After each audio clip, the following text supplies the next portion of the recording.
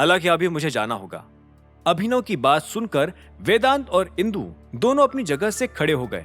वहां से जाने से पहले इंदु ने मुस्कुराते हुए अभिनव के कॉफी के दाग से भरे कपड़ों को देखा और फिर कहा, कहीं जाने से पहले चेंज भी कर लीजिए सर।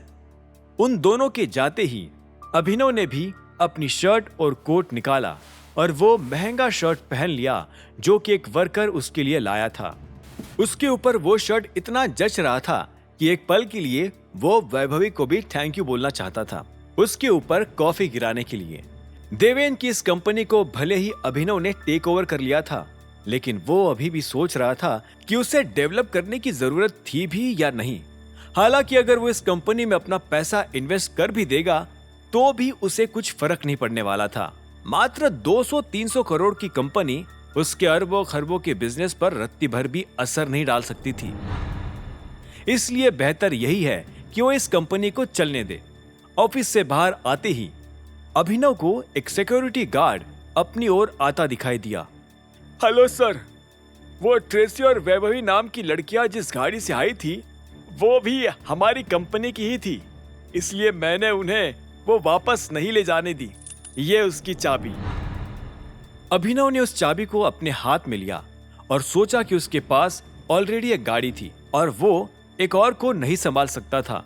उसने सोचा कि ये गाड़ी उसके किसी आदमी को दे देना ज्यादा बेहतर होगा, जैसे कि डॉन। ये अभी अपने पास ही रखो, मैं किसी को भेज दूंगा तुमसे ये चाबी कलेक्ट करने के लिए, ठीक है?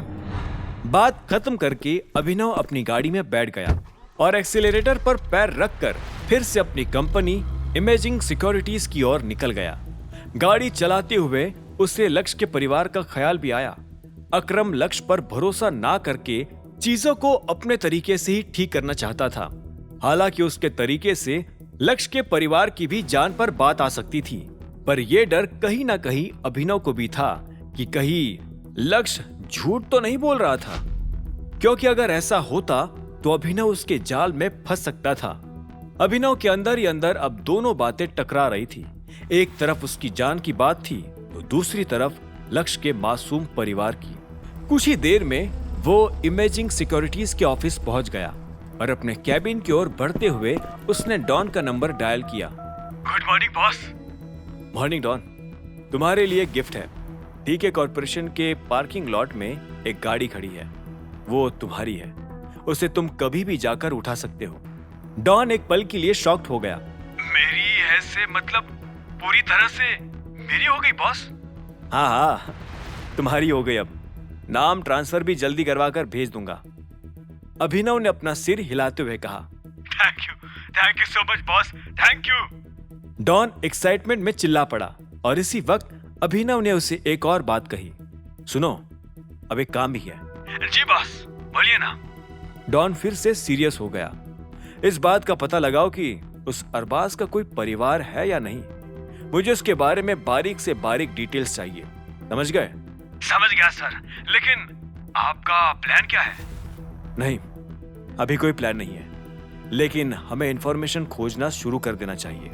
अरबाज पहले ही मेरे कमजोरी जान चुका है, इसलिए अब उसकी कमजोरी जानकर पहला वार मैं उस पर करने वाला हूं। अभिनव ने कहा।